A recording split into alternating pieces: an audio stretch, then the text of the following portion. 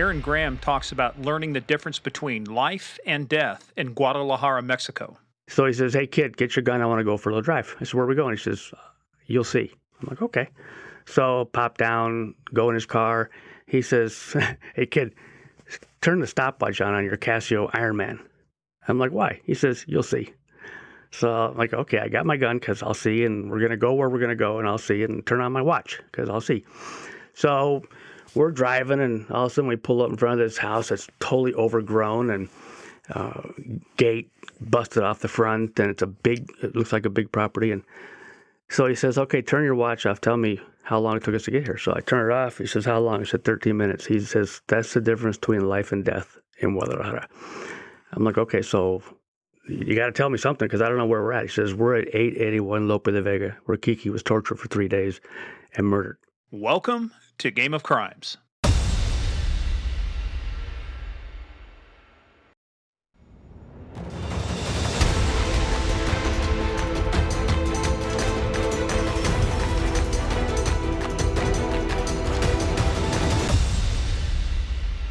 Hey, everybody. Welcome back. This is episode 34 of the most awesome podcast on the internet, and I am the most awesome host of this podcast on the internet, currently on this podcast. I'm Morgan Wright, and I'm here literally with my partner in crime. Hi, y'all. Steve Murphy here. You can call me Murph. You know what you can call him. I know what I call him. Mister. You call me Mister. They call me Mr. Tibbs. Mr. Jackass. I mean, Mr. Morgan. Hey, I'll tell you what, Sidney Poitier, just obviously recently passed away, in the heat of the night, one of the great detective roles. They call me Mr. Tibbs. Yep. He was a great actor. Oh, man. And played that good, too. That was a good movie. Anyway, hey, guys, we kind of digress for a minute, but hey, everybody, welcome back. The next episode of Game of Crimes. Hey, before we get started talking about all the good stuff that we always do, just quick housekeeping. Head on over to Apple and now Spotify. You can rate us on both.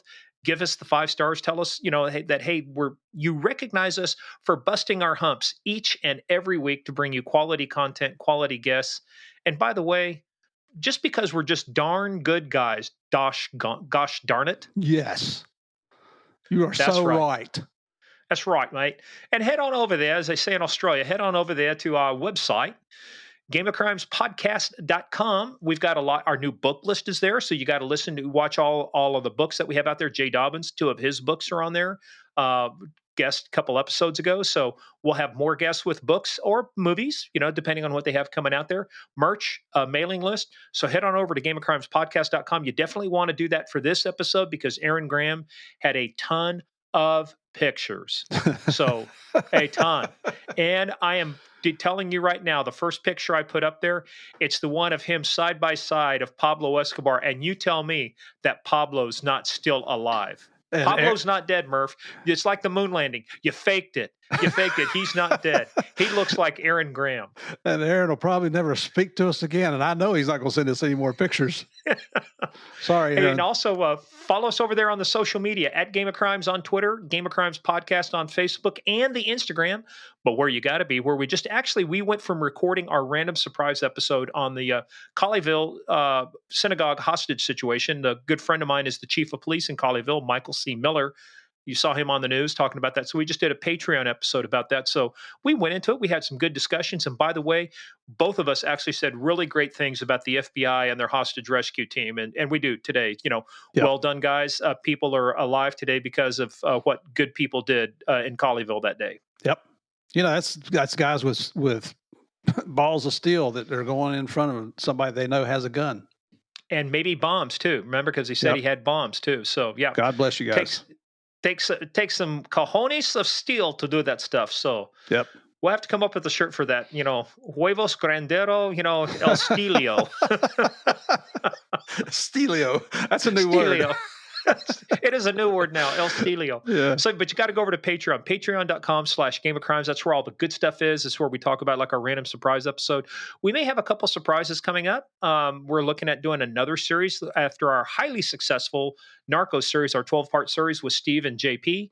So we're looking at doing another series. But in the meantime, we've got some great stuff coming up. The 31st, or is it the 28th? What is it? Yeah, the 28th, whatever. It's this coming Sunday.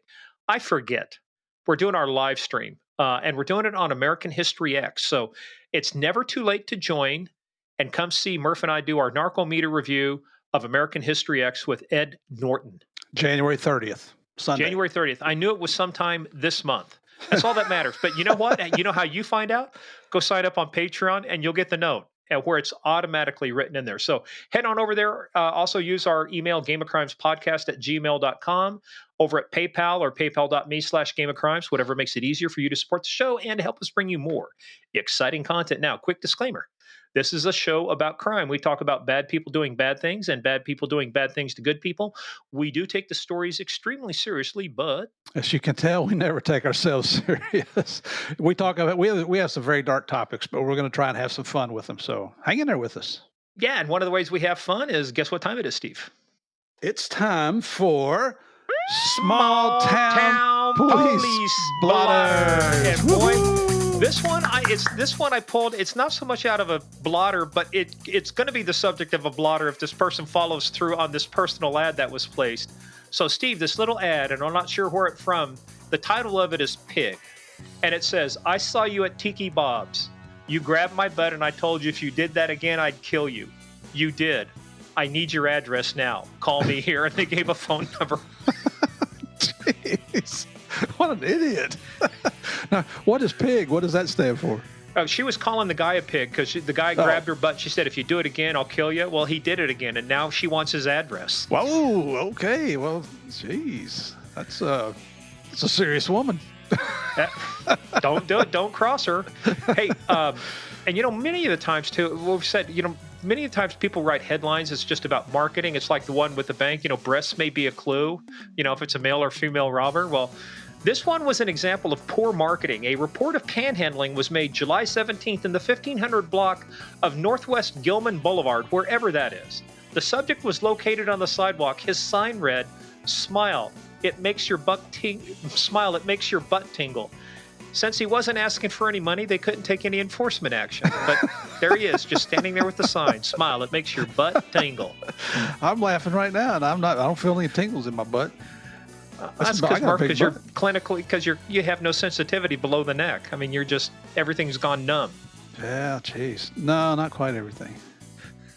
That's another story, though.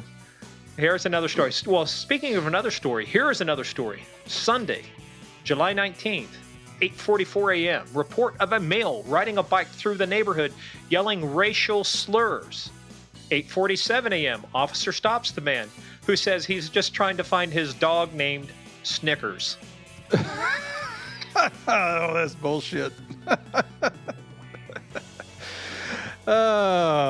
Hey, you know what? You people that throw racial slurs, knock it off. It's not funny. Knock it off. Knock it shit off. But Snickers is not a racial slur. If you're listening far enough away, your hearing's bad, it might sound like something else, but Snickers is not a racial slur. Lord, I hope not. That's one of my favorite candy bars, Snickers. That's right. So, Steve, now it's time for What Year Was It? And actually, we're going to do something a little different this time. Oh, geez. We're going to actually randomize so that I'm not playing tricks on you. I have written 3 separate years down, and I put them in random order. So you just need to pick right now 1, 2, or 3.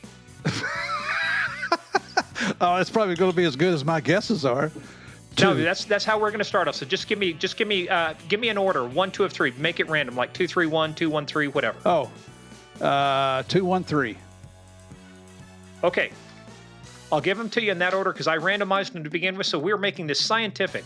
So, Steve, this comes to us from the Buffalo Courier out of Buffalo, New York on January 25th, the year to be determined. A cold day. And an epidemic of crime laid to shortage of men on the streets. Police force should have 100 additional men, says Commissioner Doherty, and efforts of officials to keep city clear of suspicious characters must be backed up in the morning courts. So the chief handicaps, according to Police Commissioner Doherty, to more efficiency on the part of the Buffalo police force these days of many robberies are the meagerness of the force and the attitude of the often condemned morning justices in discharging vagrants and suspicious characters whom the police arrest. The commissioner says they need 100 additional men to better do the work. And while the recent occurrence of crime is unfortunate, I believe the police force is on its mettle, METTLE is on its mettle and doing its duty. So, Steve, And you've randomized this, so now you can't. If you lose, don't whine. You have to tell me what year was it. Was it January 25th, 1895, January 25th, 1915, or January 25th, 1905? 1905. You would be wrong. Of course. No, you would be right. 1895. No, 1905? I'm just kidding you. You were right. It's 1905. I couldn't let you have two in a row. Woohoo! 2 in a row. Let's Jeez. party. Ooh. Let's Man, party. I can't go back to losing now because now I'm winning. What were the odds on that 2-1-3 shit? I didn't understand all that. Well, what I did was rather than me just making up something, I just wrote them in a random order, and then you picked a random order, so it really made them random. So I am not tricking you into picking one date over the other. I tell you what, though, being suspicious in 1905, though, get your ass run out of town, won't it? If you were a suspicious character, boy, it would. And by the way, too, if you've ever done those photo lineups where you take 6 mug photos and put them into 2 rows, like 1, 2, 3, 4, 5, 6, statistically speaking, 90% of the time they're either number 2 or number 5. For some reason, cops put them there all the time, number 2 or number 5. Wow. Yep. Trying to hide them in the middle. So if you're not sure who did it, but you really want to screw somebody over, you got a 50-50 shot. Either pick number 2 or number 5. That's not true. He's making that crap up. That's not true. We're making that up. Hey, anyway, so we have had our jollies. Steve's had his jollies. So this is one of Steve's friends. And this is actually a really interesting episode because we will have to have him back. Aaron Graham, we'll have to have him back and talk about his DEA career because he does have some very interesting things like visiting the actual house where Agent Kiki Camarena was tortured and killed. I mean, just such a moving piece of what he talked to us about and what he wrote about. Some of the stuff he did down there in Guadalajara. I mean, some of the dangerous stuff. But the thing he wanted to talk about, Steve, which I know is near and dear to your heart too, is he now works for a very large pharmaceutical company. It's over in Europe, but they make a lot of cancer medications. They make a lot of other stuff. And if you thought the cartels weren't involved in stuff like this, if you thought that terrorists weren't involved in stuff like this, think again. They will counterfeit anything from kids' cough syrup to cancer medication. It's unbelievable. And Aaron is a really good friend of mine. I can't wait to have him back on the show because what Javier and I were doing in Colombia, he was doing in Mexico. But that's for the next story. He introduced Javier and I to the counterfeit medication issues several years ago. Connected us with a group, which ultimately led to all 3 of us going on Capitol Hill twice. Once on the Senate side, once on the House of Representatives side. We ended up going to the American Legislative Exchange Conference together. It was their annual conference was being held in Austin, Texas, where we were able to address legislators from all 50 states in a conference there, with the whole idea being to bring awareness to counterfeit medications coming into the United States. It's the biggest threat besides fentanyl right now going on. And fentanyl's even tied into it because, like the Mexicans, like we know, are using fentanyl in the counterfeit meds they're sending up. So, Steve, the one thing on that though too is it's not just counterfeiting medications that can hurt you or kill you. Some of these might not even hurt you or kill you, but they're counterfeiting them and selling them for big prices. You're not getting any therapeutic benefit out of it. And the money, as you will find out, goes to fund the cartels. It goes to fund terrorism. I mean, you might think it's just counterfeit meds. And you will hear me actually ask Aaron a question. So if I'm a cop on the street, why should I care? And Aaron does a great job of answering, this is why you ought to care. Right. And this is, we talked about this one other time before, and we did a recorded presentation on this in conjunction with Aaron. This is an opportunity to commit the perfect murder, whether it's intended or not. Because if let's say I've got cancer, Morgan, and I can't afford my cancer meds because they are outrageously expensive. And so I start buying counterfeits. I take those. Well, I eventually die from cancer. But I died because I didn't have the active ingredient from the cancer medications that I needed. So the person that was giving those to me has actually committed a murder, and he'll never be investigated because everybody just say, "Oh, Murph died of cancer. We all knew he had cancer." This can affect everybody, anybody, and everybody around the world, not just here in the United States. So this is one of the most important interviews we've ever done. Well, and the only way to hear about the interview is for me to ask you, Murph, are you ready to play the biggest, baddest, most dangerous game of all, the game of crimes? All right, everyone, get in, sit down, shut up, hold on, and bring on our good friend, Aaron Graham.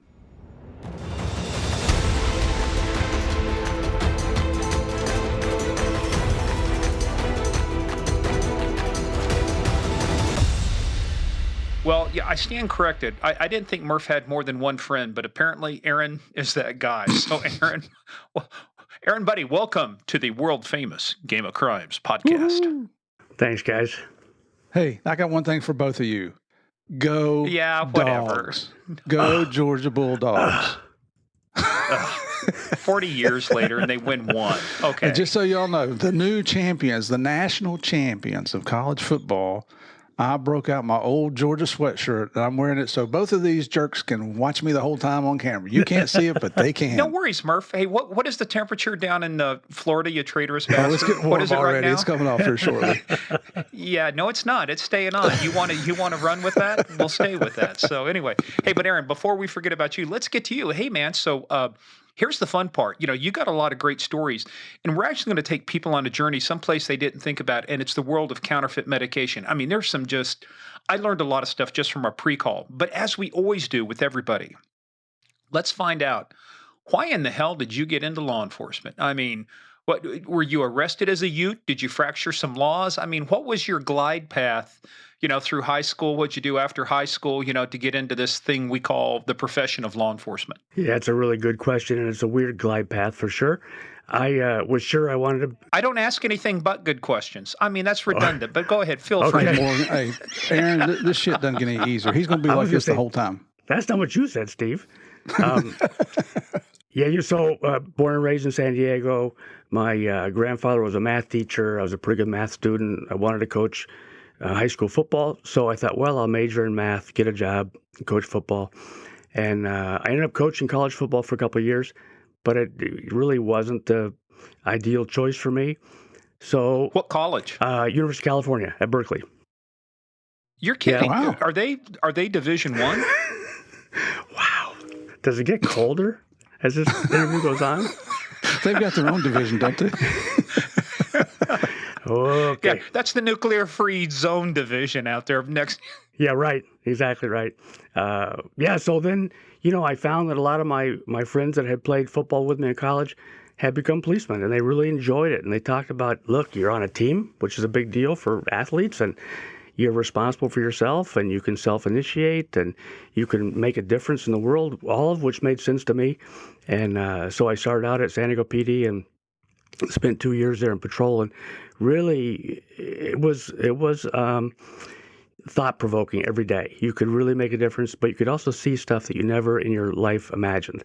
Heartbreaking stuff, heart-wrenching stuff, and then you do something good, and that was touching. But it seemed like every time I turned around, Morgan, what I thought was a root cause of what was happening was substance abuse. Drugs were everywhere, and we were seeing them everywhere, and it looked. What was the most popular one you saw during the time you were there? You know what was really on fire at the time was PCP, down in the Logan Heights area, Barrio Logan, and it was scary. Well, Aaron, tell people. I mean, we've all dealt with folks that have been, they're on PCP. I mean, those are the infamous videos you see of where they strip down, they're naked because it's just, it's really getting to them. So, give us an idea of what PCP was actually doing to some folks. It was frightening. We would see these guys, and it was pretty typical behavior, very rigid, stiff. You would smell ether on their breath. You'd ask them a question, and they wouldn't answer. You'd ask 2 or 3 more questions. One of the kind of interesting, humorous things that we saw, although nothing was really funny in the moment, but you might ask 3 or 4 or 5 questions, and then they would the first time they'd speak, they'd answer the first question. But it might be a minute later, 90 seconds later, and then they would answer the questions in sequence that you had asked them, but they were delayed. And it was all well and good, but at some point, under the influence of PCP, because they were a danger to themselves, was a crime. So they had to go to jail. And the minute they got irritated, they had superhuman strength. And in addition to the strength, they had superhuman pain tolerance. So you couldn't really use typical law enforcement approved techniques to get them under control. And so now, PCP, that's an animal tranquilizer, right? Right. That's right. Yeah, there's it was amazing. And so, of course, we wanted to be compliant with the law and use authorized police techniques for restraint. But sometimes it would take 5, 6, 7 of us to get a guy in handcuffs who was 5'8", 140 pounds. And in the process of those tussles, you never know when they might grab your gun or bash your head against the sidewalk or a curb. And so while you want to protect them from themselves, you want to make sure you protect yourself as well. So it was a frightening time. And of course, the people selling PCP weren't just selling drugs. This product, oftentimes where we saw it, was liquid. And they would soak Sherman cigarettes in the liquid and then sell those cigarettes that way. But they would also carry the liquid when they're selling it. And occasionally on a pursuit, they would run around a corner, and as you came around the corner, they would throw it on you. And so it would actually permeate your skin, through your pores, through your eyes, and then you're impaired. And the long-term consequences of impairment from PCP was not yet determined. So you could be off the road until a physician could give you clearance to go back to work. So there was a lot of complications and complexities to dealing with that medicine. That illicit drug. Well, if that happened, did you have superhuman strength then? I did not then. Of course, I do now, but no, not then. I was bit by a spider. That happened to me too. But phencyclidine. But that was the thing too. Wasn't the term for that being dusted? Well, they called it angel dust. Was one of the other words. That are names, and that was when it was in a powder form. So the powder form they would sprinkle on either a marijuana cigarette or a regular cigarette, and the sherms were typically dipped in the liquid. And I will tell you, there are stories too. I mean, you'll hear stories about this, about some of these people who are just whacked out on PCP, not only superhuman strength, but they feel no pain. So they would get into lethal force confrontations. They'd be shot, and it's like it would have no effect on them. I mean, they just kept. One was a military. I remember a military situation. Guy was I think the Marines, and it may have been in San Diego or the area. They shot him like 8 times with the .45. Didn't stop. Dang. I was in a fast forward. I was doing an undercover deal in the Mission District in San Francisco one day, and as I pulled up, my surveillance units were with me, and all of a sudden we saw cop cars flying around everywhere. We thought, what the heck is going on? So as we started to kind of reconnoiter our situation and try to maybe back out, I looked up and there was a naked guy on a wooden telephone pole at the top, and the cops were ordering him to come down, and so he slid down. Oh, yeah, and he was on PCP. Now you can imagine there probably was some pain involved in that little power. Not at that point, but once you got off of PCP, probably. I suspect. Yeah. So that was an example of where you'd see that pain tolerance beyond anything that was human. And that's what made it so tough to arrest those folks. I didn't have that much dealing with PCP, but you knew it when you dealt with somebody because it was like nothing you tried. Like you said, you wanted to use lawful techniques, pressure point control technique, pain compliance techniques didn't even work. There was nothing you could do that would make them want to submit. You needed a bunch of people to just force their hands behind their back and get them handcuffed. Exactly right. It was body weight, right? If we could get 5 or 6 guys and get on top of them, get them, and you didn't want to have your knee on their back and compress their lungs and cause any issues. You wanted them to go to jail because they were gonna sober up. And I felt like, and I know Steve and I have had this conversation, and I'm sure you did the same thing, Morgan. I treated every suspect like they were my brother, right? We're going to get through this. We're going to get you in custody. We're going to get you in front of a trial, and we're going to treat you humanely and respectfully the whole process. And so I always wanted to keep that in mind. Yeah, they'd get what they would call positional asphyxiation. You might arrest them, set them on their side, right? So you had to be very careful about what you did with them. But so that was, now, at that time down there, I had a friend of mine. Did you ever run into Jack Scanlon when he was down there in San Diego? I did. He was ahead of me, but yes. Yeah, Jack ended up getting a cushy job. He retired as an assistant chief and went over to Coronado Island after they built that huge bridge over there, which we'll talk about Coronado Island here in a little bit. But how long? So did you work the street the whole time? Is that what you did? Yep, I was in patrol, mostly at a central command downtown. Although it was interesting, I grew up in San Diego, but about 20 minutes east of the beach of downtown. And my first assignment as an FTO phase trainee was at the San Ysidro Port of Entry at our office down there. And it was a graveyard, like that's where all first phase, it seems like, trainees go. And, I was second or third night, and we got a call first thing in the morning, 5 o'clock, sun was coming up. Report to the soccer fields, which is kind of a demarcation between Tijuana and San Diego, a little canyon. And you could see the people playing soccer on the other side of the border.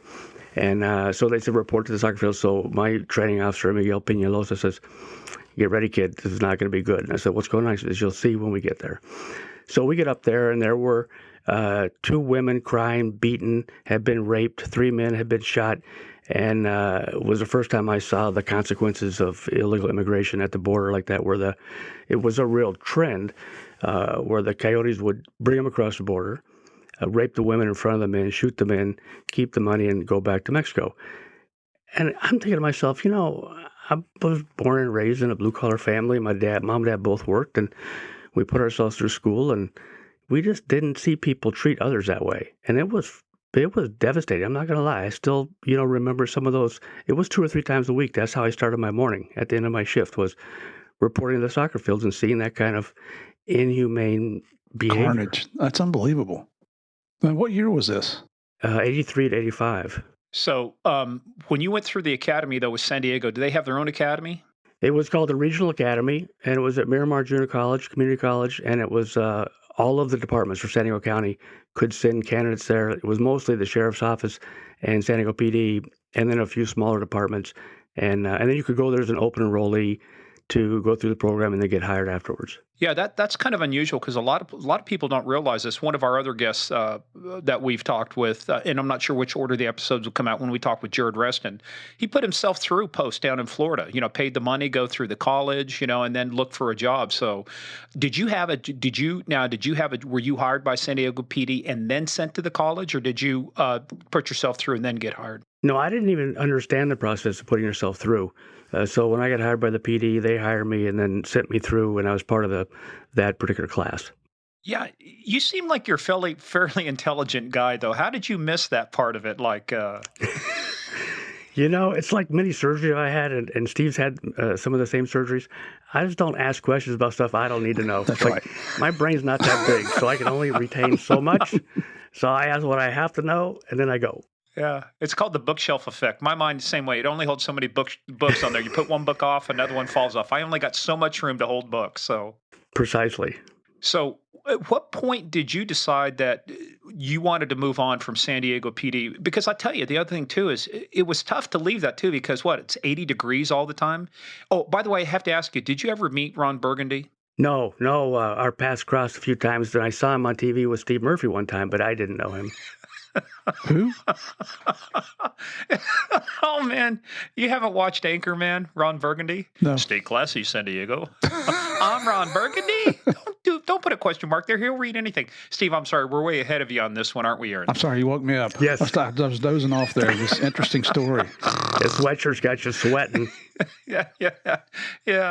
Hey, well, but so you were on, what point did you decide that, where were you between San Diego and DEA? Did you go from the PD to DEA?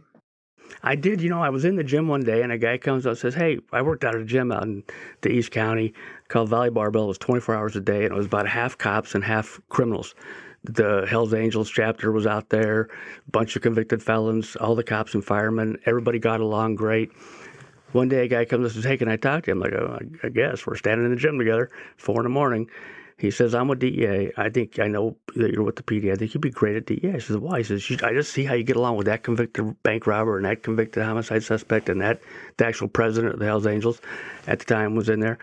And he says, "You ever thought about working for DEA?" I said, "I don't really know a lot about DEA. Haven't really thought about it." He says, "Well, let's have lunch."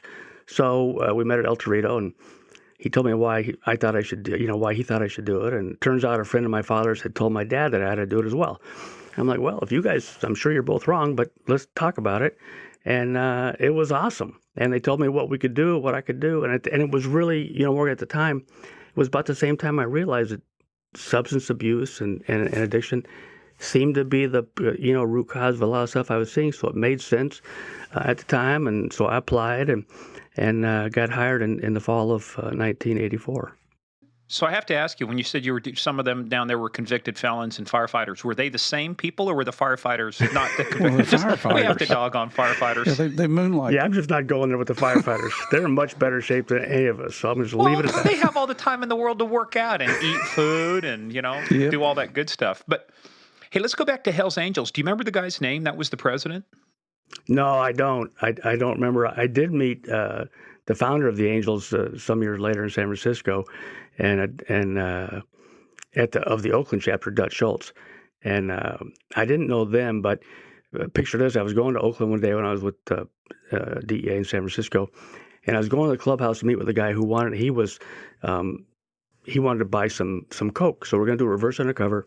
I go over and he's got access to some pretty cool cars. So we're going to trade cars for dope. So I go to meet with him at St. Patrick's Day, and I get on these goofy green pants, and I pop out of my car, and this guy's showing me this Maserati with the, Dijon mustard on the front, in the console, being really cool. Next thing I look up, and here's Dutch Schultz, president of the Oakland chapter, riding his Harley down the sidewalk to the clubhouse, and we were right outside. He stops, looks at me, and I think, this can't go well. Like, he's going to know. He's like, dude, cool pants. And he high-fives me and drives on. Like, whew. Dutch Schultz. Okay. Cool pants. That's your new You wore nickname. green pants. That's your new name. Cool pants. Yeah, it was St. Patrick's Day, dude.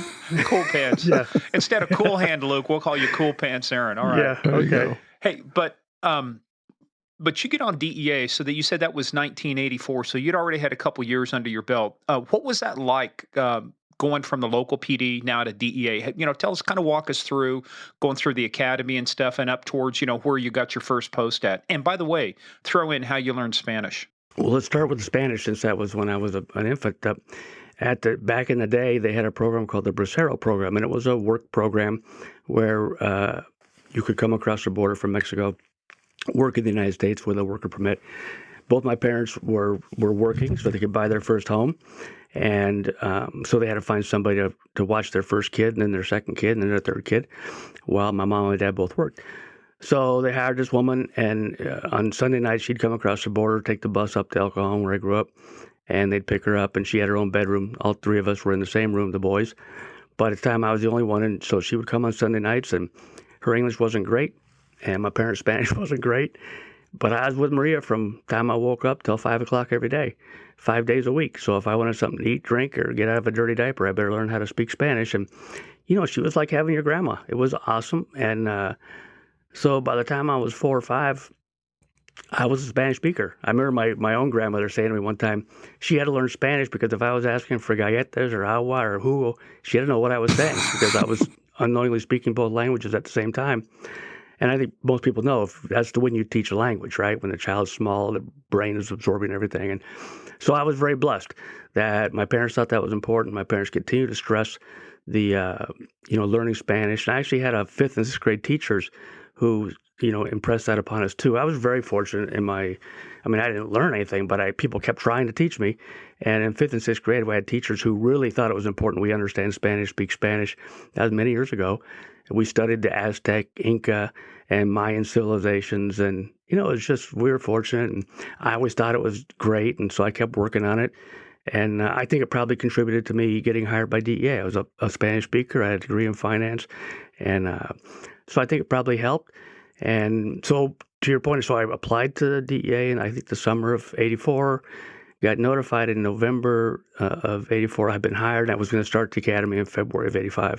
Man, that was quick. Who did you pay off, or who did you have pictures on to get through that fast? I'm just going to plead the 5th and keep talking. Hey, you know what? Talking about your grandmother not being able to understand your Spanish, there's a lot of things you say to me in English that I don't understand. So I feel for that lady. Yeah, well, I don't know if that's because I talk fast or your ears are flapping, but there's a lot of things you say in English I don't understand. Well, no, I just tell Murph I don't talk fast. You just listen slow. I mean, that's that southern thing, man. We're fine. What do you mean? What you mean? Bulldogs, You got a go purty Bulldogs. mouth, boy. Go dogs. Dogs. Yeah.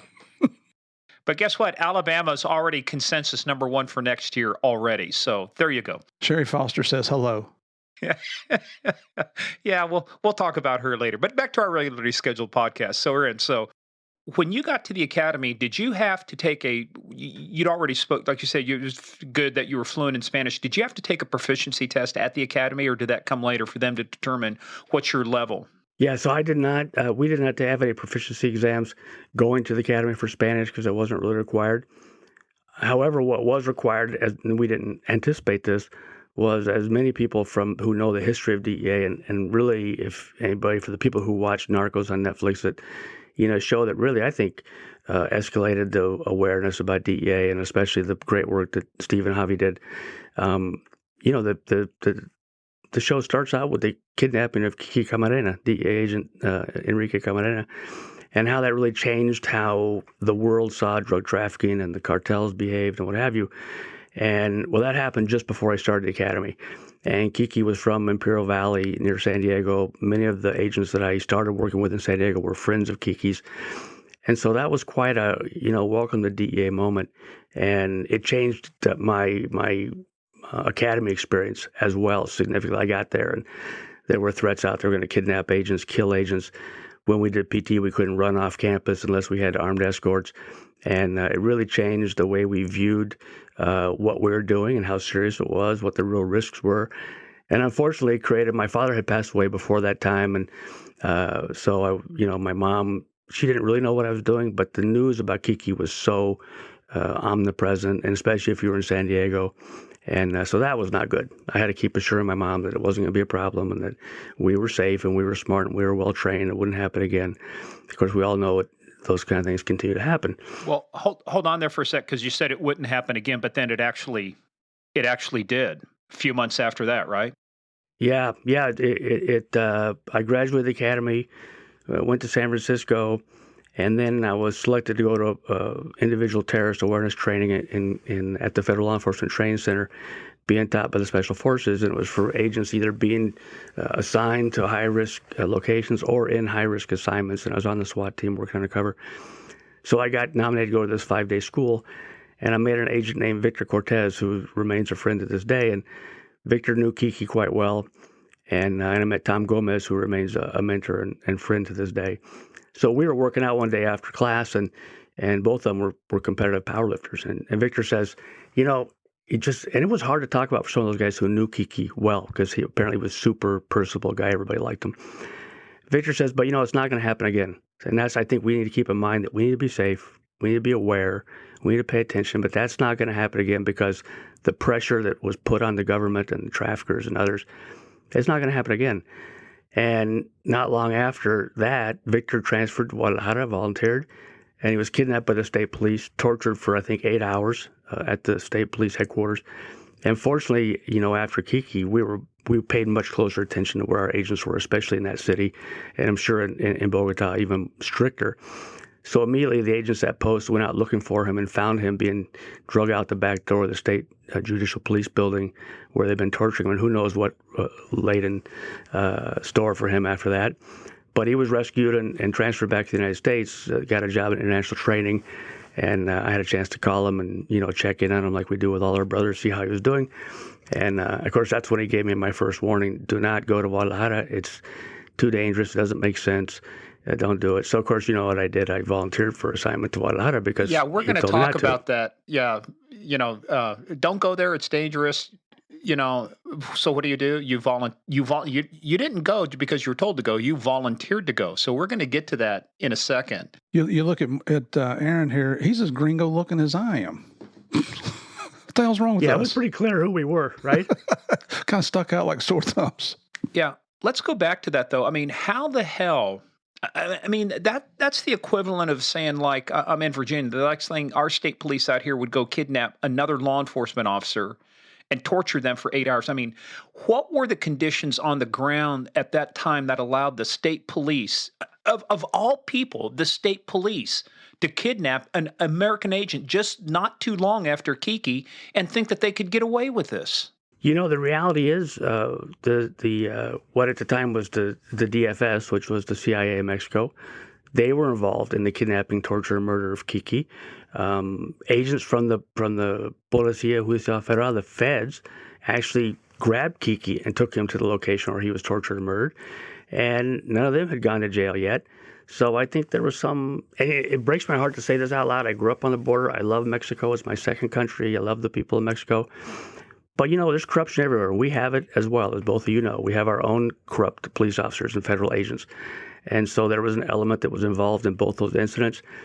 And I think the other thing was, if there's no deterrent, right, if nothing bad happened or consequence to the guys who did it, they presume minimally they wouldn't be arrested.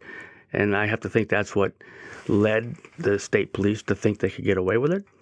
And at the same time, those were our partners. The federal police, the military, the police. Yeah, you were damned if you did and damned if you didn't. You had to work with them.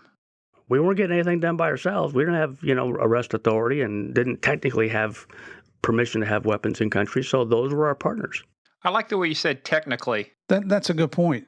You guys had no diplomatic immunity. You had no coverage for down there, right? That's right. Interestingly, the agents in the Mexico City office had diplomatic visas and carnets. Everybody else had nothing. Now, nobody's being kidnapped in Mexico City, but in Guadalajara, Hermosillo, Sinaloa, Monterrey, where people were being kidnapped, things were happening. There's a couple HSI agents got shot up in Nuevo Leon, and one was killed. None of us had immunity. None of us had protection. So we were even more at risk. To this day, has anything changed? I don't know. It's a good question, but I'm sure it was a State Department thing. It's always a challenge, DEA and State Department. Well, they'd have to also get permission from Mexico to allow you to into the country with a diplomatic visa. Well, if I remember when we talked to Paul Crane and Abe Perez, I don't think those guys have diplomatic immunity, and I don't think they're authorized to carry weapons in Mexico, of all places in Mexico. Yeah, that was the discussion we had with him, and it's kind of like you had it, I had it, and it's like, of all places, Mexico on our southern border with everything going on, why these folks didn't have, at a minimum, diplomatic passports and visas, at least to protect them. Yeah, it was like going to Afghanistan. I did a TDY in Afghanistan, and as soon as you arrived at the airport, agents are waiting for you. They escort you out to the car, and the first thing you do is give you a handgun. Yeah, well, we had weapons in Mexico. I remember before I went down to Guadalajara with my wife, and Tom Gomez was the acting rack in our office, and he called and said, "Dude, bring every gun you got." I said, "So you're on the phone, right?" He says, "Yep. I want everybody to know you're coming in the country fully armed. And if it goes bad, be prepared for it." I'm like, oh my God, I got my wife who's from a small town of Minnesota, and I'm driving through the center of Mexico. And it was part of what I call the welcome to Guadalajara experience. Well, the first rule of a gunfight, bring lots of guns. Second rules, bring friends with lots of guns. That's the first thing. Hey, go back though, because we have kind of a rule on the show. You said HSI and you said RAC. And Steve said TDY. So but we got to just explain. So it wasn't called HSI back in the day, because that's only after 9/11 that it was called HSI. Right. It was called Customs. Right. And so it was the customs agents who this happened to, and now referred to as Homeland Security Investigations. Mm-hmm. And then Iraq is? And Iraq is a resident agent in charge. So there's a country attaché. He's the head guy at the main office in a country typically located at the embassy. And then we had smaller offices at U.S. consulate locations in, as I said, Guadalajara, Mazatlan, Hermosillo, and Monterrey. And they have a resident agent in charge, and that's the senior agent responsible at that location. And what distinguishes between a RAC and a special agent in charge? Well, special agent in charge is a domestic term, as a rule. And the country attaché is the special agent in charge, the senior person at the largest office in country. Okay, and then Steve, TDY. That is a temporary duty assignment, TDY. So when you're not in your permanent office, you're going out somewhere, that's a TDY. And the one rule about TDY is what happens on TDY? Stays on TDY. There we go. I didn't have to complete it. Yeah, what happens in Vegas too. Not with YouTube anymore. Let me tell you, it doesn't stay in Vegas. So, but back to our regularly scheduled podcast. So, Aaron, but again, I'm just flummoxed by who do you think the state police were acting on the orders of? Was this something to fulfill their own needs, or was this something tied into the cartels? Did they have that kind of influence that they could dictate to the state police and to the DFS? Here's what you guys are going to do.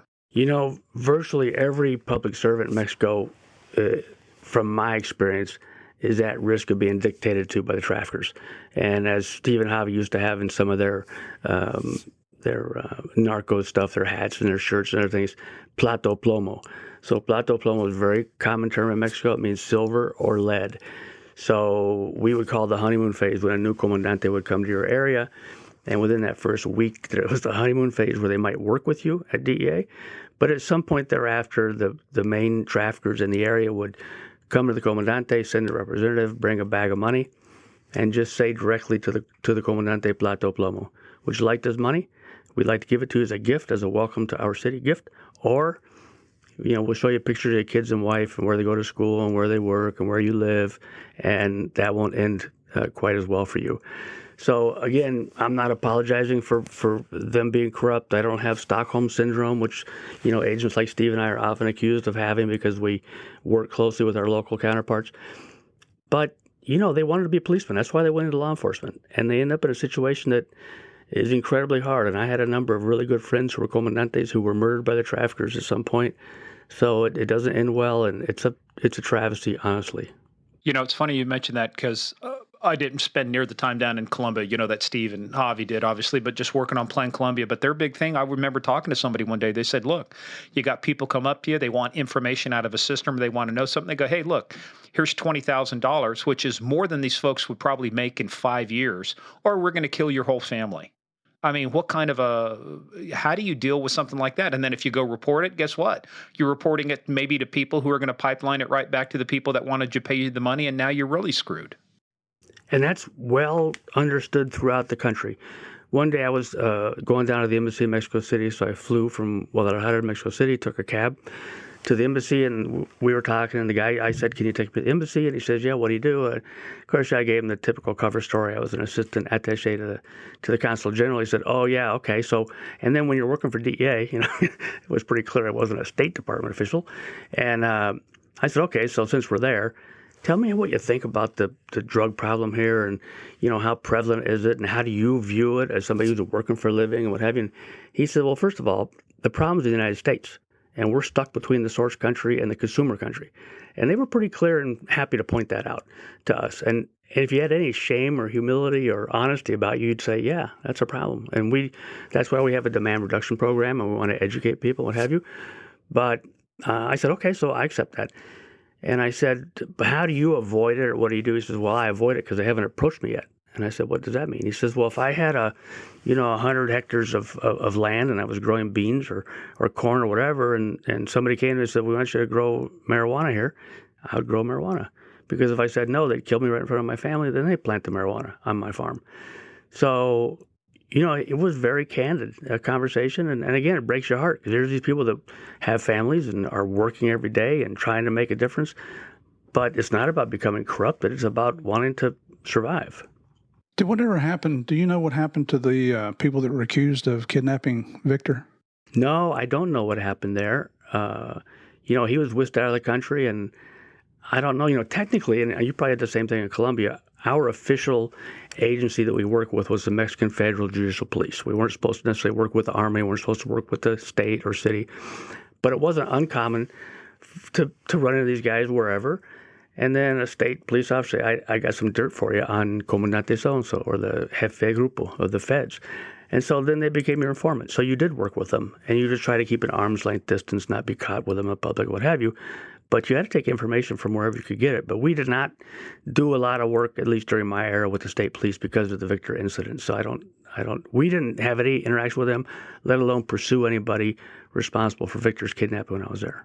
Well, we've talked to Victor about potentially coming on the show. He's not ready yet, but hopefully in the future we'll have him on here, and all our players can hear from him what really happened down there that day. Yeah, I'm sure he'd be a great guest. Hey, Aaron, how do you balance that? The need, to meet the needs of the operation and the mission, and you've got to do stuff, but at the same time knowing you're walking into the lion's den or the pit of vipers. Pick your favorite analogy. It's like that the minute you share information with them or do something, it's going to get leaked. It's going to go. So how do you actually become effective down there, knowing that everybody you're working with, not everybody, I should say. Because again, we're the same way. We're not picking on the country or the good people of the country, but there is a culture of corruption that just permeates everything, and it is so difficult to deal with. How did you deal with that culture of corruption, especially in law enforcement, and still meet the mission? It's a really great question. Nobody's ever asked me, but I think I was raised in that culture, and I understood the concept of the abrazo and being thoughtful, and my parents were really strict about being nice to everybody and, establishing that relationship based on trust. In the beginning, everybody gets a chance to betray your trust, but if you start there.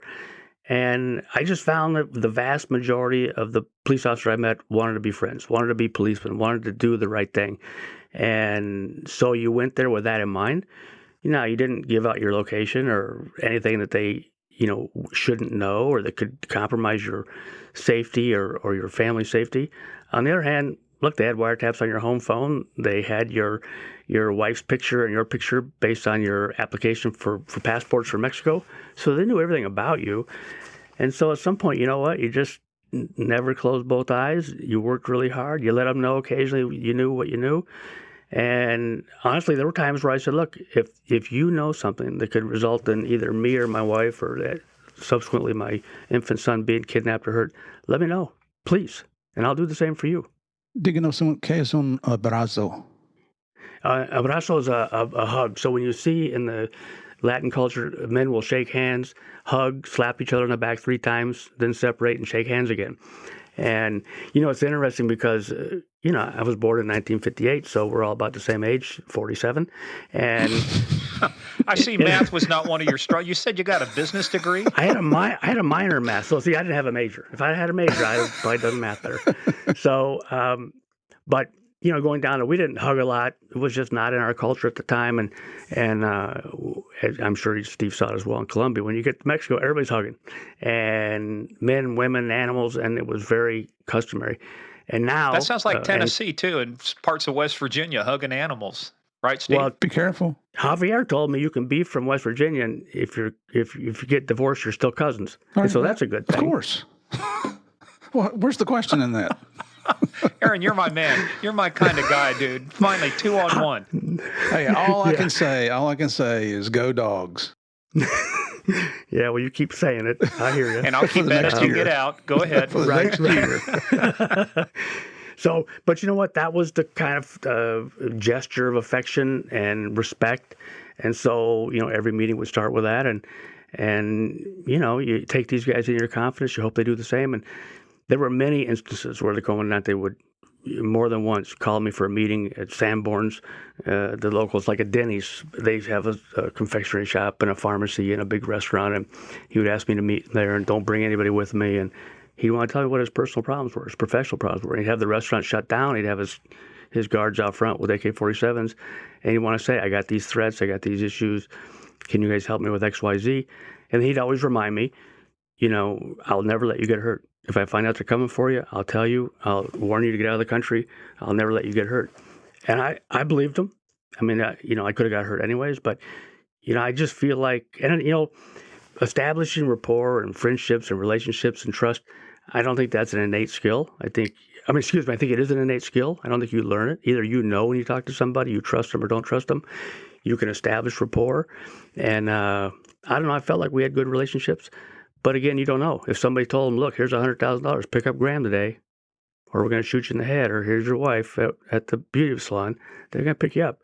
So you knew, to your point, Morgan, that was always a risk. No matter, even if they liked you and wanted to like you, there was always a risk that you were going down because the orders came from on high. It had to be so fatiguing to stay on high alert all the time. I mean, you're watching your 6 all the time. You're they would go through like the street survival course that they would teach. They would talk about the different things like code green, code yellow, code orange. But it's like being aware all the time. That's one thing. But hypervigilance is tiring. I mean, you had to walking even from your car, from the garage to the office or the office to go get a cup of coffee. I mean, your head had to be on a swivel the whole time. How did you just not wear out from fatigue?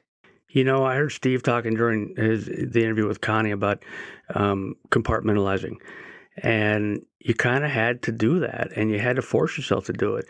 But needless to say, you'd be at the Gigante supermarket, and you'd see a trafficker, and you had to know, okay, there's a trafficker. Tell your wife, okay, that guy's a trafficker. He may or may not know me, but I know who he is.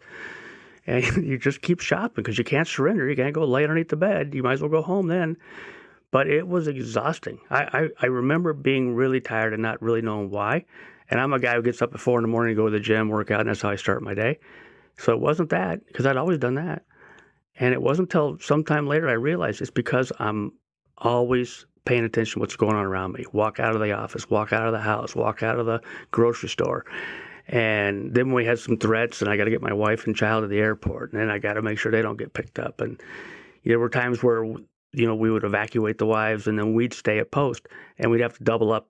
And, I'd be living with Jose Baisa, and David would be living with Gilbert, and the wives would be off post. And I remember going jogging with Tom Gomez one time, carrying guns with a handkerchief around them. We had to get out of the house and exercise, so we're running on the streets of Guadalajara with a gun in our hand because the threat was they were going to kidnap us.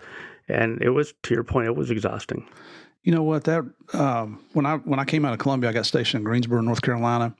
And I'd been there for a little while, and I got a call from a North Carolina State Bureau agent who was working on his master's degree or his doctorate, I'm not sure which, and we were friends. And he said, hey, could I do an interview to include in a paper I'm doing, a thesis or whatever it was he was doing for college, and it was about Escobar. And so we meet at like a hotel restaurant, and there's not a lot of people in there. It was the middle of the afternoon, and I didn't realize I was doing it. But after we had talked for about 2 hours, he said, "Are you okay?" And I said, "I feel great. What's wrong?" He said, "Every time a door opens, every time there's a sound, every time a phone rings, whatever noise there is, you immediately look to investigate. And you don't realize you're doing it because it's become part of your life.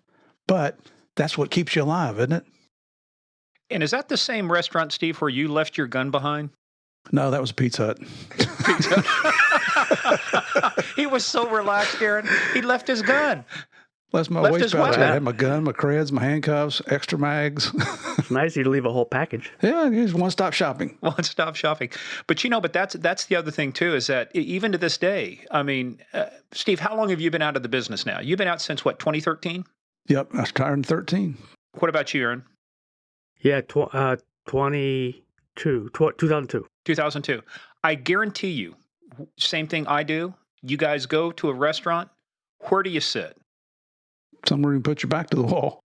That's right. Yeah. And what are you doing the whole time you're there? You're scanning. You're still watching the environment. Old habits die hard. We first moved to Northern Virginia, went shopping over in Leesburg.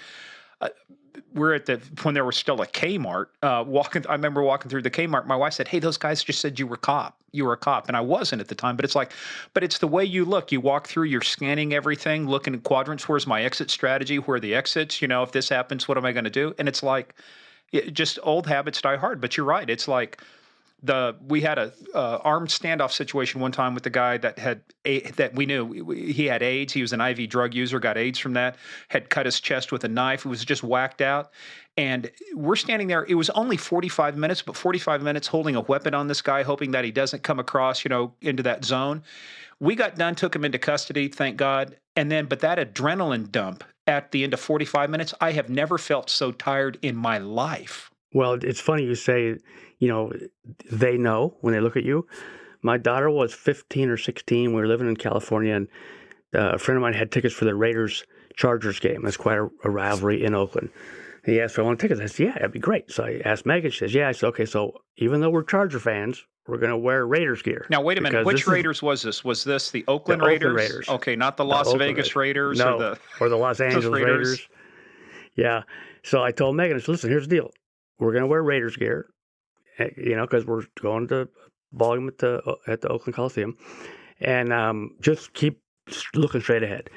So we went like 3 hours early, thinking we'll get in the parking lot. Well, 3 hours early to the Oakland Coliseum, you're like a mile and a half from the parking lot. That parking lot was full of, and I'm sure mostly convicted felons. So we got our Oakland gear on. Which was half the Oakland football team, too. Right. So we're walking through the parking lot, and, typical wise guys, hammered, smoking. You can smell pot from, all the way to Alameda. And I heard this guy say to the other guy, "Oh, look at the cop who brought his daughter to the football game."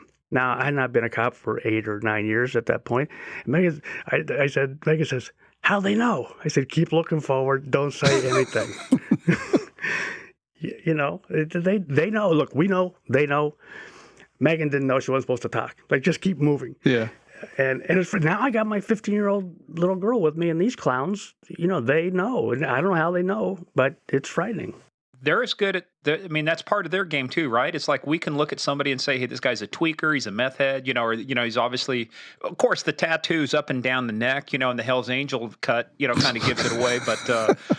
But hey, I want to roll back because the reason I kind of laid the story for that is one of the most impactful things I read that you sent us, and I want you to talk about it too, is you talk about volunteering for Guadalajara and going down there. And it's like, man, reminds me of the old Army saying about the guys in Airborne. They say only two things fall from the sky. That's bird shit and fools, So only two types of people go to Guadalajara, people with a death wish and people who are just plain foolish. So what was yours but the other thing I want you to talk about though too is this, what happened? You're there for the third night. What happens? Yeah. So a half step back, I had gone through the process to get selected to go to Guadalajara. And it was what I wanted to do. It was kind of the reason I went to DEA, was to work in Latin America and to make a difference. And then when I learned about Kiki, that's what I wanted to do. And so we get down there, And I'm there third day, and Tom Gomez, who I mentioned earlier, he was the acting resident agent in charge because the last one had been evacuated. And Tom was just a great guy, solid agent, solid big brother, mentor. And so we hit it off. And of course, we were working out together at Gold's Gym, and just really great guy. So he's been assigned to the resident agent in charge of Hermosillo, and we're getting our full-time rack. So he says, "Hey, kid, get your gun. I want to go for a little drive." I said, "Where are we going?" He says, "You'll see." I'm like, "Okay." So pop down, go in his car. He says, "Hey, kid, turn the stopwatch on your Casio Ironman." I'm like, "Why?" He says, "You'll see." So I'm like, "Okay, I got my gun because I'll see, and we're going to go where we're going to go, and I'll see, and turn on my watch because I'll see." So we're driving, and all of a sudden we pull up in front of this house that's totally overgrown, and gate busted off the front, and it looks like a big property. And so he says, "Okay, turn your watch off. Tell me how long it took us to get here." So I turn it off. He says, "How long?" I said, 13 minutes. He says, "That's the difference between life and death in Guadalajara." I'm like, "Okay, so you got to tell me something because I don't know where we're at." He says, "We're at 881 Lope de Vega, where Kiki was tortured for 3 days and murdered." So have a step back. I had read a book called Desperados, written by Elaine Shannon, which was the travails of Kiki, his work life, being kidnapped, the torture, the interrogation, ultimately what happened, who was involved. And of course, they walked when DEA did the search warrant at 881 Lope de Vega. They collected evidence in a lot of rooms, and blood and hair and urine and sweat and all kinds of stuff. And it's portrayed in Narcos, although I didn't watch that episode, just to be candid. And so we walked. I says, "Well, what are we doing here?" He says, "Well, first of all, I want you to know 13 minutes, life and death. So don't forget." He says, "Now get out of the car." I'm like, "What now, dude?" He says, "We're going to go walk through the house. And you read the book. I read the book. I did some of the investigation." He said, "We're going to walk through the house. We're going to go in the rooms where certain things happen. And I want you to see it." Now I'm thinking he's pissed at me or something because he tortured me. But I don't say anything. We just walk through, do the tour, get back in the car, and he says, "I just want you to know, people come to Guadalajara because it's a beautiful city. Perfect weather, even better than San Diego. Just people are great, mariachis, tequila, everything. But this is not the Guadalajara of 10 years ago. This is Guadalajara today. It's dangerous. So when the agents come down here and want to go fooling around and go down drinking and fight, you just tell them that's not what you do here. And caution them not to do it. Don't go with them. Tell them they shouldn't do it. And I just gave you why that is bad. And if they're not sure, bring them over here. The door's still open. Walk them to the house and get their attention." So I always tell people that was my welcome to Guadalajara story. Well, actually, that's phase 2 of the story. The phase 1 happened earlier than that. Actually, just a few days before that, Tom said to me, "Hey, we're going out with the Mex Feds tonight." I said, "What are we doing?" He says, "I'll tell you when we get in the car. Once again, you'll see." I've seen a pattern here. Nobody tells you what's going on before you go do something. It's like I tell my kids, if you want to know, you got to go. Just get in the car. That's good. Well, guess what Tom was saying, right? So I get in the car. It was my first trip to the Comandancia, the federal police office. We get out of the car. He says, "Here's the guys." He introduced me to 2 guys. One of them hands me an AK-47. The other one hands Tom an AK-47. They said, "Get in the back seat of the car." I'm like, "Well, at least I got a gun, and I'm sitting behind him." Sounds like you're getting ready to do a drive-by. What's going on? Gang initiation? Actually, what's going on here? So I get in the back seat, and Tom says, "Listen, I just want you guys to know." He introduces me, and he says, "I brought Aaron because he's a former SWAT guy. He's been involved in many shootouts. He's killed people. He doesn't care about it. It's not a problem for him. So let's go." So I look at Tom like, "Oh, okay." So I know I'm going to see. But maybe you could tell me a little more now that I'm in the car with my own gun. And so he starts talking with the guys. And at the time, Miguel Felix Gallardo was the head of the Guadalajara cartel who had orchestrated the kidnapping and torture and murder of Kiki, along with his psycho partner, Rafael Caro Quintero. Who is still at large with a $20 million bounty on his head. He can't be arrested soon enough. So I said, "What are we doing?" And Tommy says, "We think we know where Miguel Felix is. We're going to try to catch him. But we're armed to the teeth because we understand that he's got hand grenades on his body, kind of a self-detonating vest if he gets caught. But he's the number one guy. So we're going looking for him. And if you see him reaching for something under his shirt, his hands go anywhere but up in the air. We're shooting. And then just so you know, we're going back to the consulate. Then we're leaving the country." And I'm like, holy moly. You just don't know, right? Who anticipated this was going to happen? So we did that for 3 or 4 nights. We couldn't find him. And then we were told, cease and desist. They're sending a special squad up from Mexico City to find Miguel Felix, and they did find him in his house. And I think it was all prearranged.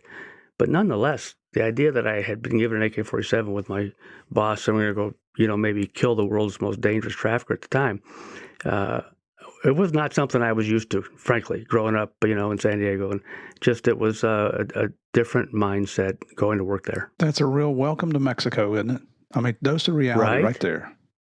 Right. And I've been in Mexico much of my life. My dad played softball down there. We took all of our friends and cousins to Tijuana when they would come.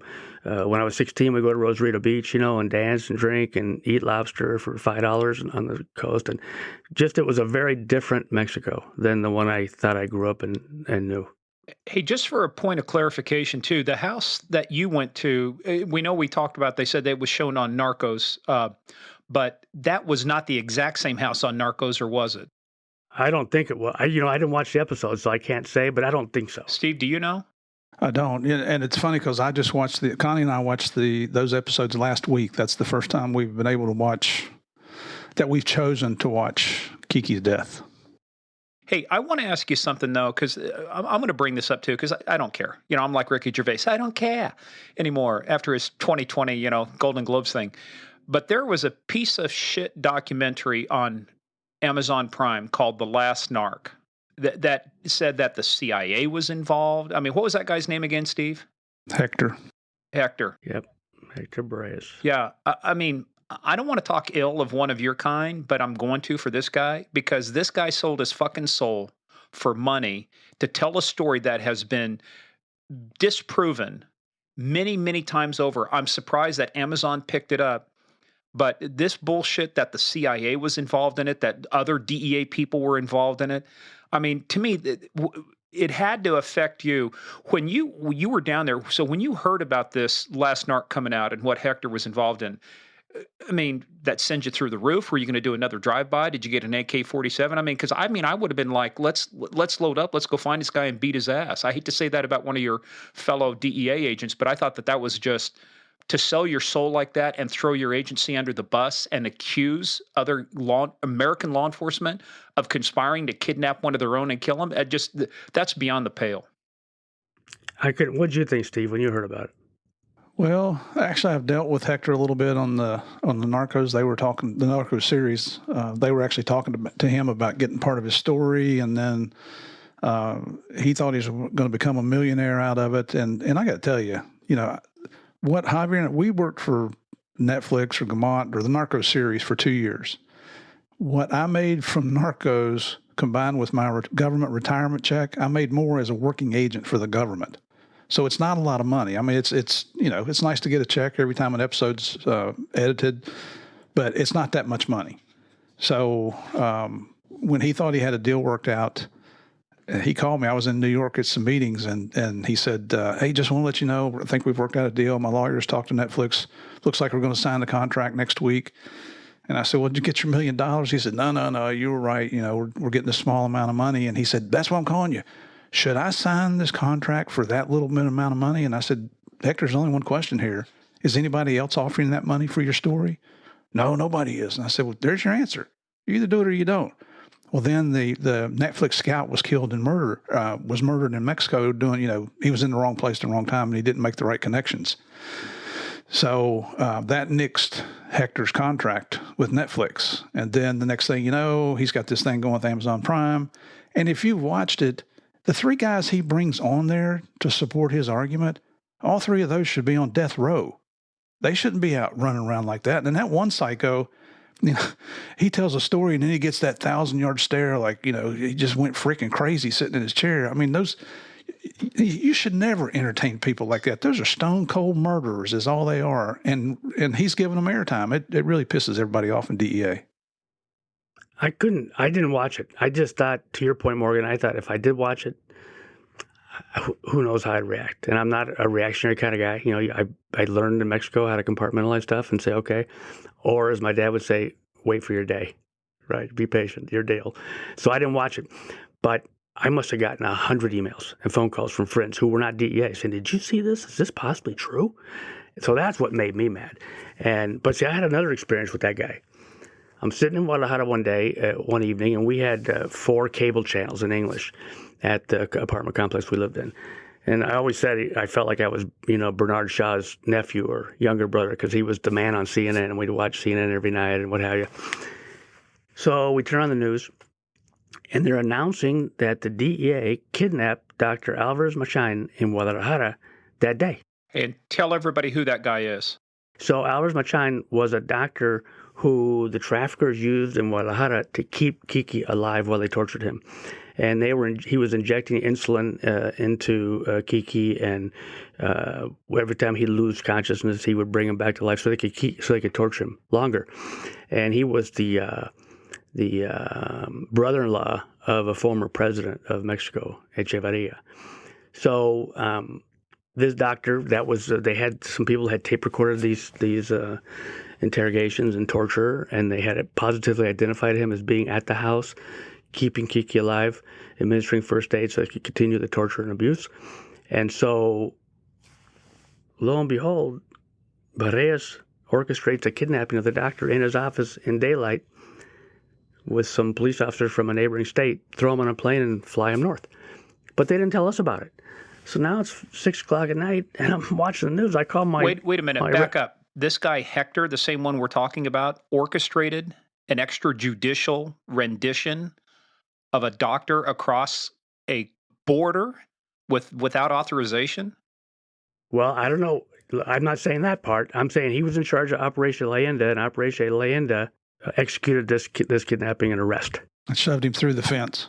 Well, there's one thing about making an arrest. And look, we had a homicide case one time where we wish that the Mexican police would have thrown our suspect across the border because we knew exactly where he was. But that kind of is, well, let me ask you something. Is that something that would have been, if that were approved, let's type hypothetically, that would have had to have been approved at the highest levels. An agent in Guadalajara is not going to just go John Wayne like that and take somebody across the border, or are they? Well, here's the thing that was so disturbing. We were not even aware they were doing it.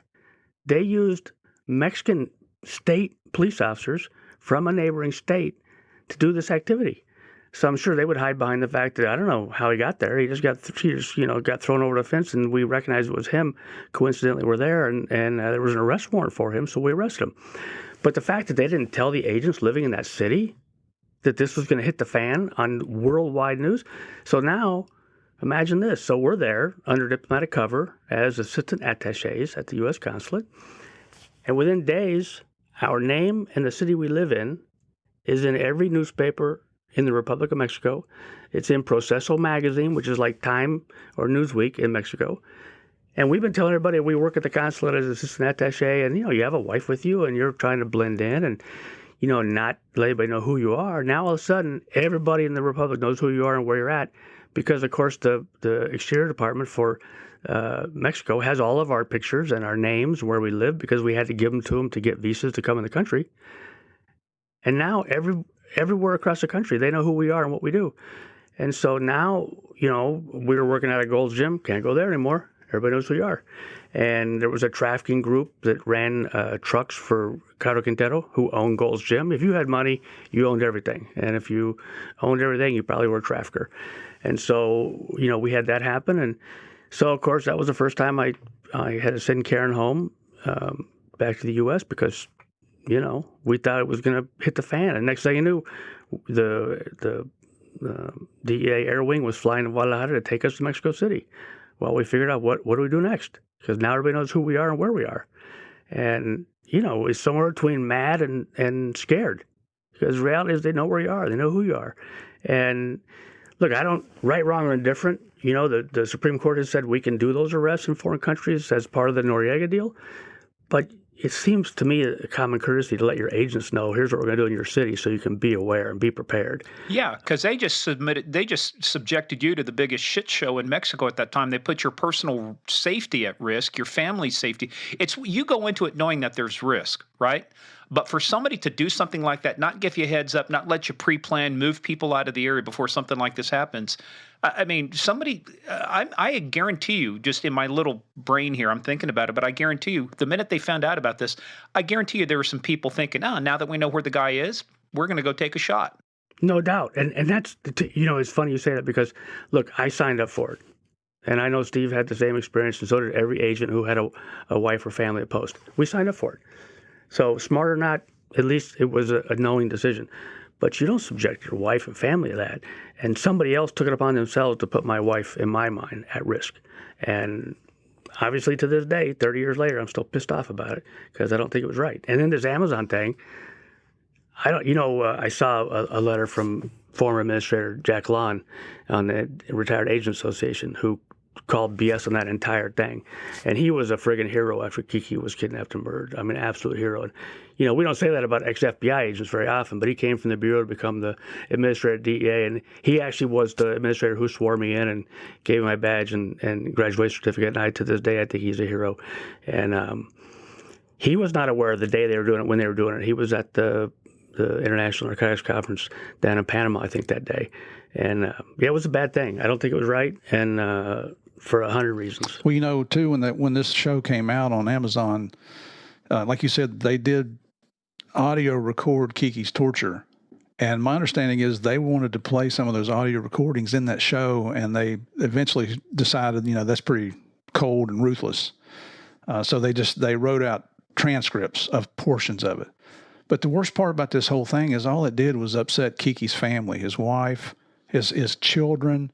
Poor Mika, she doesn't know who to believe now because all of a sudden, DEA still supports that family. I've had the honor of meeting her. As a matter of fact, you guys, we go to the Southern California Gang Conference, hopefully later this year, depending on COVID. There's a very good chance that they or Kiki's son might be there. So we've had the honor of meeting all of them. And what a shame to put the family repeatedly through this crap so somebody could earn a few bucks on the side. I can't imagine. That's not part of my law enforcement family. Yeah, well, I mean, but the reason I brought that up too is there was a lot of, I think people sometimes don't realize the amount of history in just one area. And this area in Guadalajara, what you're involved in, you've got Victor, you've got Kiki, you've got all of these cases. I mean, there is so many things now that we talk about now that happened 20, 30 years ago that are still, people say, Steve, we get this all the time with you, you and JP. It's like, you were even shocked that people still cared about Pablo Escobar, 30 years later. We talk about mafia people 30 years later. I mean, there is just some things about this, and I don't know if it's kind of a Purian interest or it's one of these people live vicariously, but I'm amazed too sometimes is that there is so much fascination with events that happened 30, 40 years ago, and they turn them into podcasts and they turn them into shows now. Not that I'm not knocking Narcos or anything like that. I mean, the great thing about Narcos, like you always say, Steve, is Eric Newman did it right. He did it justice. He didn't make Pablo into the frickin' Robin Hood or anything else. But this thing on Last Narc make it look like Hector was the tortured soul who was the only one that was going to tell the truth, and just the mannerisms. I mean, I watched about half an episode and I said, I was trying to watch it for professional reasons and curiosity, but after half an episode, I said, fuck this. I'm sorry I even turned it on and it got into my play stream. Yeah, and I was watching that, and so I know you guys have been involved in shootings and people being killed, and we have as well. Have we ever talked about that? That's not something you talk about. Well, if you watch that show, you see Hector on there talking about, oh, yeah, we went in and we came under fire, so I pulled everybody out, and then I took a car and I went in by myself.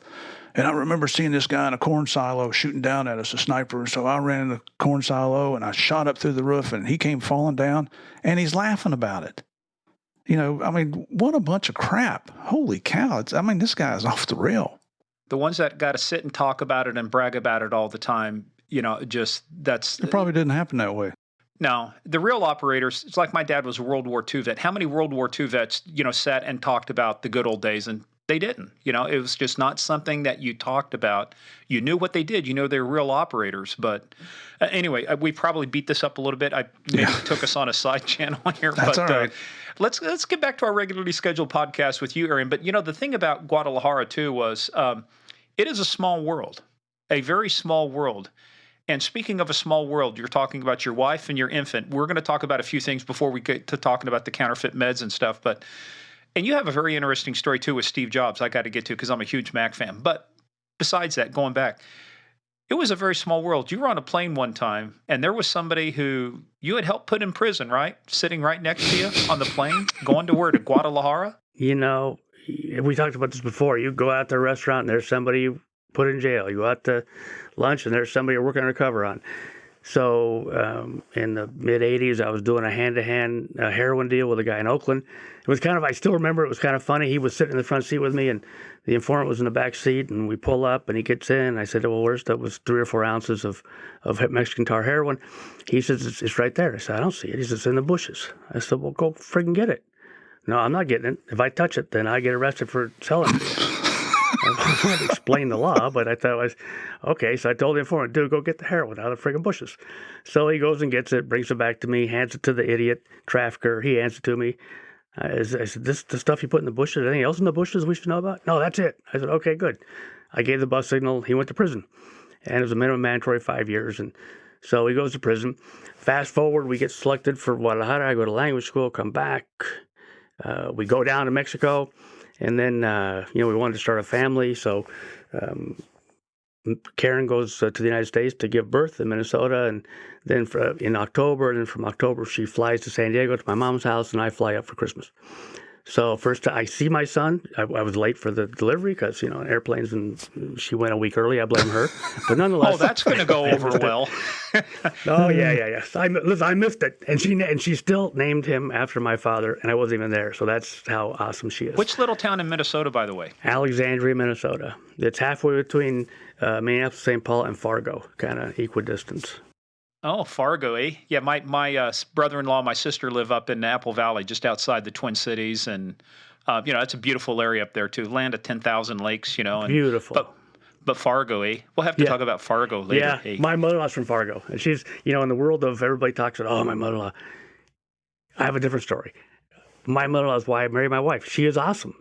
We play golf together. We'd have lunch together, which is awesome. There's just no doubt in my mind. If this girl I'm dating is going to grow up to be like her mother, I'm going to marry this girl. And I'm very fortunate to have the in-laws. Really? Yeah, I have the best mother-in-law in the world. You're playing golf with his mother-in-law too, Steve? What? Yeah, I didn't think you'd pick up on that. You shouldn't have said anything. Yeah, well, I got pictures, all right, buddy. So, and he left his gun at the clubhouse too, just so you know. He's also left it there. Different story. So, his wife said he left his gun somewhere too, apparently. So. So. I go home to San Diego for Christmas and hanging out with my, then 2-month-old son and my mom. Everybody's excited. At the time, you really couldn't fly from Guadalajara to San Diego. You either fly to L.A. and come back or fly to Tijuana and go across the border.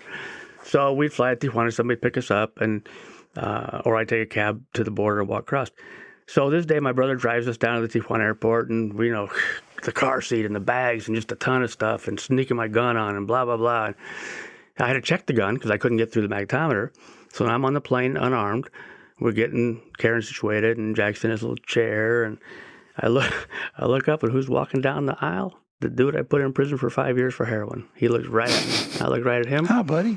Yeah. Hi, friend. Hey, bud, how's things? And I start doing the math in my head. He must have just got out of prison. Now he's being deported. And now I get to see him on his flight home to Guadalajara. And he goes, I'm thinking about the booking sheet, right? And the 202. And I'm thinking, oh, that's him going home. And I want to play with him, with my infant. And didn't he have a special message for you at his sentencing? He did have a special message for me. I was sitting behind him at the sentencing, and he turned around when he got 5 years, says, I'll fucking kill you next time I see you. Just remember that. I'm thinking, what's the chance you see me again, buddy? So obviously, based on this conversation, pretty good. Apparently better than I imagined. So I'm like, okay, dude, I'll see you when I see you. I was a cavalier, like, he's not going to scare me, whatever. And here he comes. I'm thinking, that first thing I'm thinking is, okay, I remember he's from Guadalajara. I remember he was going to kill me next time he saw me. And then he sits in the seat right across the aisle from me. I'm like, gee, wow. Like, can you, really? So I lean over, I put my hand out, shake hands. He shakes my hand. And I said, I'm sure we're not going to have a problem. But, if we are, it's going to end badly for you. So let's just be nice, smile. He just looks at me, looks away. So I'm like, well, like I did every time we had one of these incidents, I have to tell Karen what's going on because she's got to know to duck, run, or take cover. So I say, hey, honey, here's what's going on. She just looked at me. I never forget, just looked at me and looked back at her magazine. It's like, whatever. Didn't say, it was either, are you friggin' or just handle it, dude. But it wasn't that she didn't say anything. She just looked at me. Well, that's the cool thing. That's the cool thing about our wives is they got bigger balls than we ever dreamed of having. And they had confidence we were going to handle it, right? She didn't know I was scared. Like, I don't know, we're going to get off the plane and his family's waiting for us. She didn't know what was going through your head, which was Mike Tyson's words, like, everybody had the plan till they get punched in the face. Exactly. And she assumed I had a plan. And I assumed I was going to get punched in the face and it wasn't going to work out well. So, but I didn't want to act like I was scared because then she'd be scared. I'm like, okay, I guess I got it. And, I don't check bags, but when you got a baby, you got infant, you got all that stuff. So we get off the plane, we get our stuff. I never ran so fast with an infant, a wife, and 8 bags as I did that day from the carousel to the car where my guns were. And, I never saw him again that I'm aware of. But that was just a tough welcome back to Guadalajara, trip. Like, what the heck? Yeah, buddy. Well, you have a lot of stories, and we're going to get to those. I think we're going to have to do another episode on this. But what we're going to do is, you had a lot of experience inside DEA that's going to prepare you for something later. And this is one of the reasons for the episode today is we wanted to talk about, we've talked about, when we had Sherry Oz on, we talked about fentanyl. We've talked to other people about, the amount of drugs that are coming on. But one of the things we've seen too is some of the deaths that have happened because of counterfeit medications, and one of the things we wanted to talk about, and a couple of things that shocked me, I know shocked Steve, when you started talking about some of the work you're doing with counterfeit medication. We've seen what happens when people take counterfeit Xanax or other stuff. It's been laced with fentanyl. People have died from this stuff. But you had an interesting path to get there, because I want to ask you about your time to working with Steve Jobs as well, because I'm a huge Mac fan. Steve Jobs was an asshole, but he was a very visionary asshole. So how did you left DEA in 2002? How did you get involved in doing some of this work now, where you were looking at product tampering and diversion and counterfeit stuff? I mean, how did you go from working narcotics and dope to now in the corporate world doing this kind of stuff? Yeah, so when I first left DEA, I took a job with the FDA, Office of Criminal Investigations, and it was a new agency as part of FDA. Beyond their regulatory remit, it was a law enforcement agency. Well, wait a minute. Did you join the FDA because at least 2 of those letters still had DNA in them, like DEA? I got limited vocabulary. I got limited You only had to learn space. one new letter, F. Exactly. So it worked out okay. The OCI now, part did I struggled FDA with. did FDA also stand for fuck the agency? No. But DEA stood for don't expect anything. And that's right. Or drunk every afternoon. Well, exactly, as Murph says. So, but anyway, so I get the FDOCI, and their remit really was counterfeiting and tampering. There was a lot of issues with the Food, Drug, Cosmetic Act, which is very complex. I think it was authored by Abraham Lincoln. It's a very old act, needs to be updated. But we saw a lot of tamperings, and we started to see these counterfeit medicines. And it was crazy, the stuff we were seeing. So I started. What kind of counterfeit stuff were you starting to see? Because you remember we had that Tylenol scare, before that, years before, where the Tylenol was tampered with. That was kind of, I think, the watershed moment for the U.S. to realize that, hey, man, you cannot sell even over-the-counter stuff without proper packaging and sealant, because, like the guy did, you could adulterate the supply. Well, it's funny you say that, because I use that as an example when I train law enforcement or speak with doctors and nurses about the potential risks of counterfeiting and how easy it is to do. And a lot of people don't know, you think about all the people who died and who was arrested for that. Nobody, because it was so easy to do. And so fast forward, we started seeing fluoxetine, which is a Prozac, was one of the first counterfeit medicines I saw. And I had a private investigator visit me on behalf of Eli Lilly when I was with FDOCI. And he said, we think we have counterfeit Prozac in the market. We don't know, but that's what we're hearing. So again, I still spend a lot of time in Tijuana. I would go down there for lunch or whatever. And so I could easily go into the pharmacies, buy stuff without a prescription. So I was going down and buying Prozac and some other stuff. And you guys remember the roofie issue? They were selling Rohypnol. Was that called Rohypnol? Yeah, the date rape drink. Yep. And so that was the other question was, okay, how prevalent is that? And so I had pharmacies in Tijuana that could wander in, and I spoke Spanish, and I'd go buy different things. And I remember one day we were concerned about the Rohypnol situation, so I was down buying some Prozac. So I asked the pharmacy where I was at if I could get some Rohypnol. And she says, well, you have to have a prescription for that, which was kind of surprising to me because you didn't really for anything else. And I said, oh, really? Because I don't have one. She says, that's okay. You can go to my OBGYN right next door, and he'll write you a prescription. I'm like, okay. So went next door. Yep. My first OBGYN appointment. Gave the guy $5. And how did it go for you? Did you have to get up on a table and put your feet in the stirrups? I almost fell off the table. My left foot was stuck in the stirrup. I didn't know how to get it out, but I managed. Hey, this is a don't ask, don't tell show. Right. So I got the prescription. I go back. She gives me the Rohypnol. And now for $5 for the doctor and $10 for 20 tablets, this was like white death. And it was that easy to bring across the border. So anyway, that was my exposure to counterfeit medicines, corporate security. Hey, Aaron, real quick at that time, when you talked about bringing it across the border, I know they've gotten better now because they've got machines now that can instantly analyze things and tell, what they are, if they've got fentanyl or carfentanil or, cocaine or whatever else. But at that time, there was not a lot of recognition of this type of medication and stuff coming across the border, was there? I mean, there was not a whole lot of awareness that said, hey, this is not right, this is counterfeit, this requires a prescription. Even today, it's not great. Today, if it's a narcotic like a fentanyl, dogs are trained to recognize narcotics and detect narcotics, and there's tests out there like the ones we all used, the quick, presumptive field analysis test where you click the vials and it turns a different set of colors, But for typical prescription drugs, Prozac, Cialis, Viagra, whatever, there's no test like that, and dogs aren't going to hit on that. So it was. So do the Cialis and Viagra pills stand out when you see them? The counterfeit ones? I just You're missing the joke. You're missing the joke. Sorry, okay, Aaron. you guys can't see this. Okay, quick. Which hand is the Viagra pill in? Okay, so that's good. Sorry, I digress. We have to have a little fun now. Yeah. So that's what we were seeing when I was with the FDOCI. And then I was offered a position with Bristol Myers Squibb to look more at these kind of issues. Fast forward, I've been with a couple of major, Fortune 100 pharmaceutical companies. You're fast forwarding too fast. Where did Apple come in at? Because I want to talk about Apple for a minute. So, but now Bristol Myers Squibb.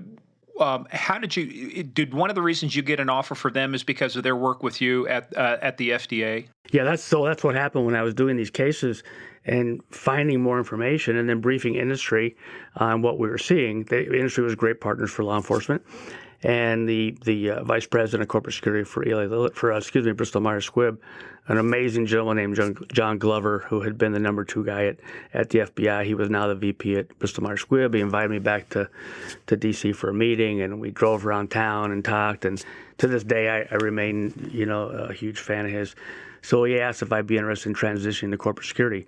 And honestly, probably Steve would have the same observation, and so would you, when you still had badges like, what's corporate security? I just imagine that's the guy with all the rings all the keys on the ring on the side of his belt, and you can like open. Paul Blart Mall Cop. By the way, I got to point out, this is the second FBI agent you said you had a lot of respect for. Steve, either we're lowering our standards or you got the wrong guest on here.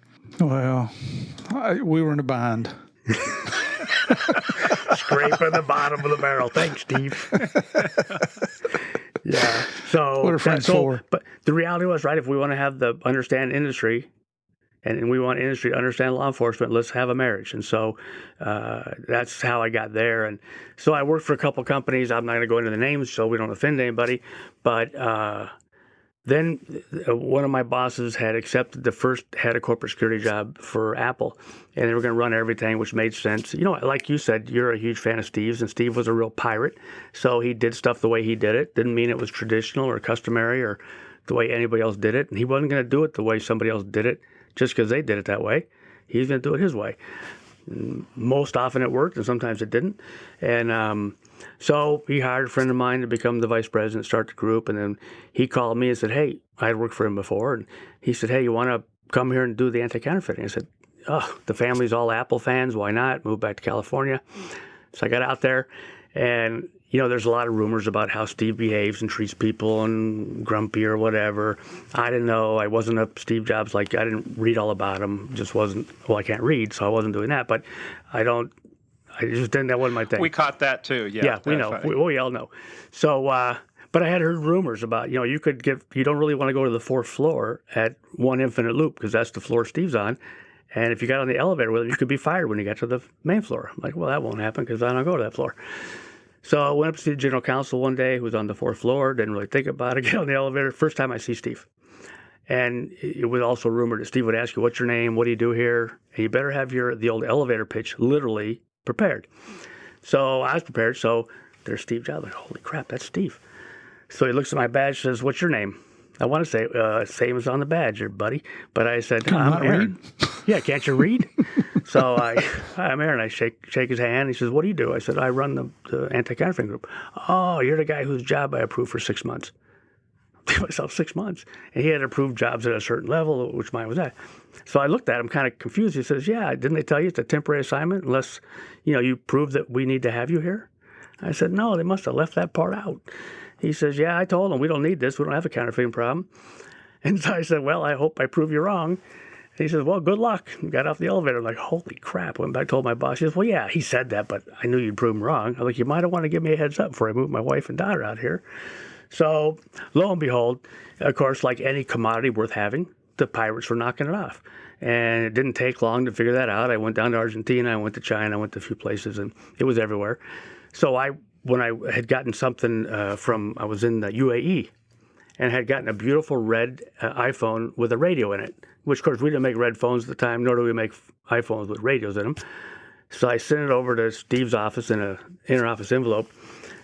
2 days later, I get it back with a sticky. Find these fuckers. Steve. I'm like, oh, I guess he knows. Well, then it became like a recurring thing, and people, and like you're a Apple fan and a Steve Jobs fan, everybody feels like they know Steve, God rest his soul. And so if they saw something counterfeit, they were offended, personally offended, that people were selling counterfeit Apple stuff. And they would send it to Steve. Apple, Cupertino, California, Steve. I know enough about Steve. A buddy of mine wrote a book,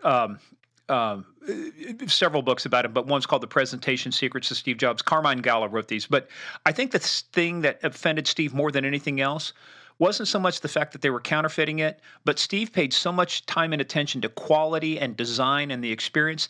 These things couldn't deliver on the experience. Had they delivered on the experience, he might have hired the people to come be designers. But I think the thing that offended him more than anything else was the brand impact it was having on the reputation of Apple, that he would go, we would never make anything this crappy. Well, it's funny, when I told him I'd been down in Argentina doing training and I was getting all this product from the Argentina Customs, he's like, why would you go down there? We don't even sell stuff down there. I said, well, not you, but somebody's selling a lot of Apple stuff down there. You know what, Steve? When they get this piece of crap from China and it doesn't work right, that's their first introduction to an Apple product, and it sucks. They're not going to buy another one. Yeah, but it's not ours. I said, well, they don't know that, Steve, because here it is. Got Apple on it. Oh. So that was like the first realization that, so then about every week or two, I'd get an inter-office envelope. Some Apple fan had sent him a counterfeit item from Malaysia, Thailand, China, wherever, sent it to him, and he would send it to me with the same sticky. Find these fuckers. Steve.